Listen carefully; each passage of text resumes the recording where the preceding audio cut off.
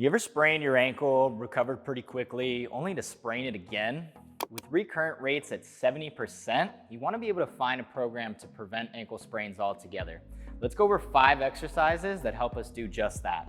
Rehab, welcome back to the channel. Dr. Dorian St. Danik here with Dr. Craig Lindell. And today we're going to discuss lateral ankle sprains. So how does an ankle sprain occur? Well, typically it's during a rapid motion where the foot rolls inward and the ankle rolls outward. And with that, we're going to have some compromise to the lateral structures of the ankle. There's typically going to be a stretch or a tear to the ligaments. And with this injury, we're going to have some deficits that happen at the ankle. We're going to be restricted in our mobility. Typically, dorsiflexion is going to be more limited. We're also going to have some deficits in proprioception. That's our balance and our awareness of where we are in space. And then finally, we're going to see a drop-off in some of our reactive strength, so our ability to catch ourselves when force is coming our way. So a comprehensive ankle sprain prevention program needs to address joint mobility, muscular stability, and reactive strength, especially for the peroneal musculature. By the way, if you are recovering from an ankle sprain, go ahead and check out our ankle sprain rehab and prehab programs. So let's take a look at those 5 exercises. We're going to start with mobility. Common question we get is, should I be doing my mobility work, my mobility training with shoes on or shoes off? Well, there's so much movement that happens both at the ankle, the midfoot, and the toes that you really want to be able to access all that, and you want to get feedback from the ground underneath you. So we recommend going shoes off for these. So when we look at full mobility, we want to be able to plantar flex the foot as well as dorsiflex the foot using the appropriate musculature. So for this exercise, we're going to be in a kneeling position, or rather, we're going to have the foot up on a bench, but you can also do this on the floor. Craig's going to go ahead and slide his knee forward. This is full dorsiflexion. He's going to find his end range motion. He's going to start to push his foot, gas pedal down, pushing through the balls of his feet and holding that contraction. He's going to feel his calf kick in. He's going to hold this for 10 seconds. He's going to go ahead and relax. And when that calf fatigue, he's going to get a little bit more motion. He's going to be able to dorsiflex again, push his foot down into the ground for plantar flexion, and hold again. 3 to 5 rounds of 10-second hold is going to improve your ability to dorsiflex.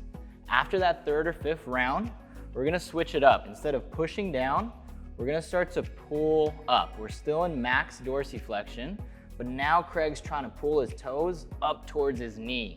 He's now feeling his tibialis anterior, the front of the shin. Once again, 10-second hold, 3 to 5 rounds. After this sequence or this series, you're going to have much more fluidity in that plantar flexion, dorsiflexion motion.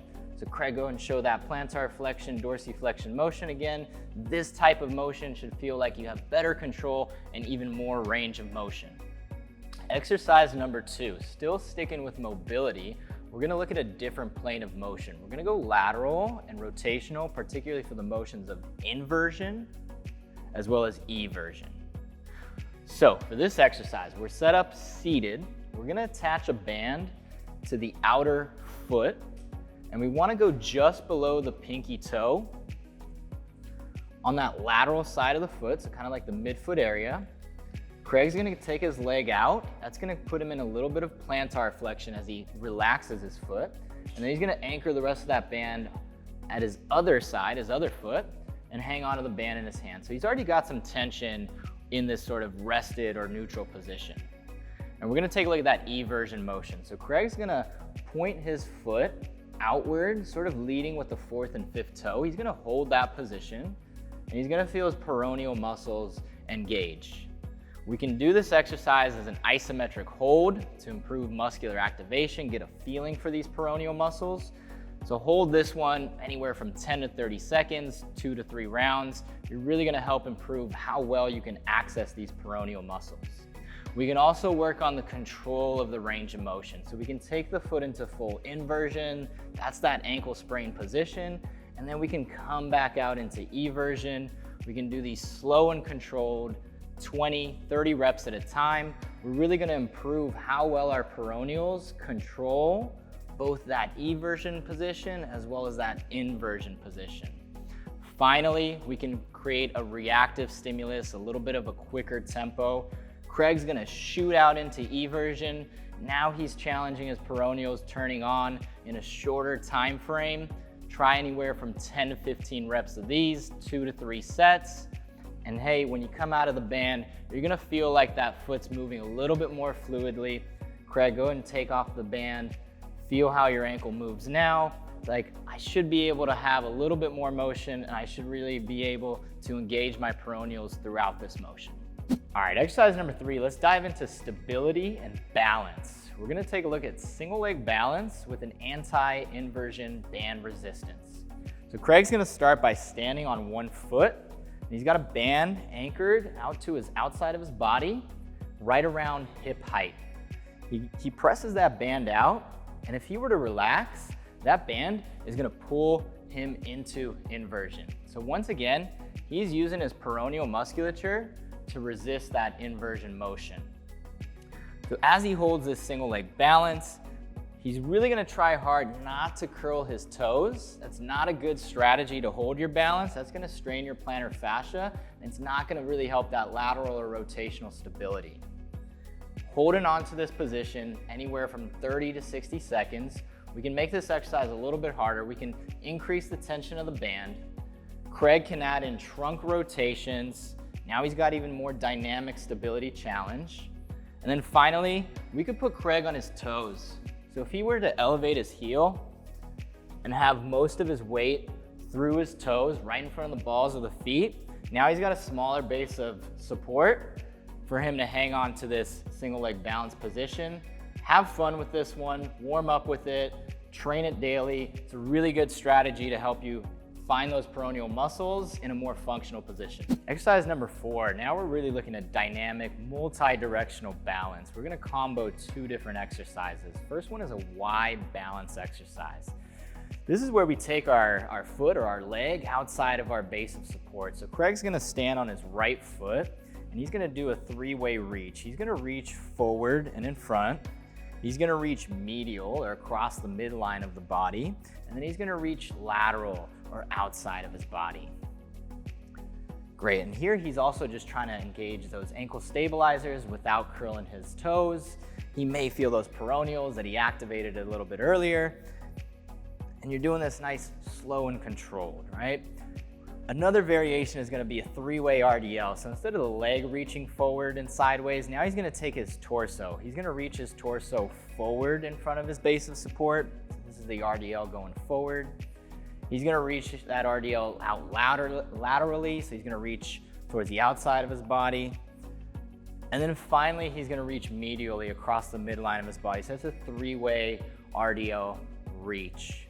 You can make this a little bit harder. You can do it with your eyes closed. You take out your visual system and support. And we could even get Craig on a foam pad. Now he's gonna take away his sensory feedback, his tactile, and it's gonna be a little bit harder to balance from the get-go, but he can try that Y balance again or the RDL and really challenge his ability to not curl the toes, especially when that feedback underneath you is gone. Doing this kind of balance training, this dynamic balance training for as little as 5 minutes a day has been shown to decrease the risk of ankle sprains by 37%. Have fun with this one, warm up before your sport, rehab, prehab with it. It's a really easy one to get into. All right, exercise number 5, pogos. Now we've got reactive strength, power. We're gonna look at a high amount of force in a short amount of time. And when we talk about pogos, we're talking about hopping on the balls of the feet. And we can do these in a multitude of different ways, right? So we can have Craig start off by hopping just on one foot, and he's keeping his rhythm. The muscles around the ankle, all sides, 360 degrees, are helping him stay still and avoid that ankle roll, that ankle inversion position, right? We can switch these up and go forward and back. So Craig can do his pogos forward and back. Now he's getting a little bit of multi-directional challenge. Craig can also go side to side. So lateral, medial, he can do them continuous, cover a little bit of distance, and then finally you can stay in place and just go medial, lateral, side to side. And you're getting that reactive contraction, peroneals, post-tib. Go and relax, Craig. Really nice way to challenge that reactive strength, reactive power. Grab a friend, Use a light resistance band, attach it just below the malleoli, right? I'm gonna try to pull Craig into inversion. He's gonna go ahead and try to hop in place. These are those pogos in place, but now he's got a little bit of accommodating resistance. I could even give him a little bit more challenge by pulling stronger. Really more sport specific way, really nice way to prep for sport. If these are tough on the feet, hey, your toes are getting achy, your plantar fascia is getting achy, put some shoes on. Not quite as important here. We really want to just be rigid through the Achilles, rigid through the ankle joint, but not quite as important to get all that mobility through the foot. Go ahead and try these, anywhere from 10 to 30 seconds, 3 to 5 rounds. All right, so some takeaways. Ankle sprains occur with a lateral bias, typically a rapid motion, foot goes inward, ankle goes outward. We've exceeded the stability of our muscles, our ligaments, and our joint.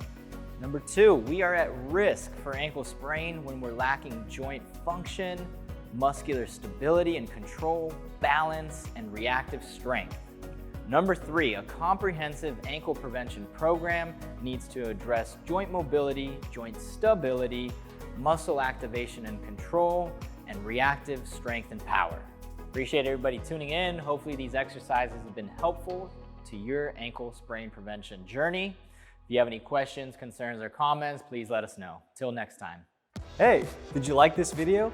If you did, you should definitely check out the Prehab app. It includes all of our programs, a brand new workout library, and tons more videos like the one you saw today. Check it out by clicking on this link. You get a free trial. Take control of your health today.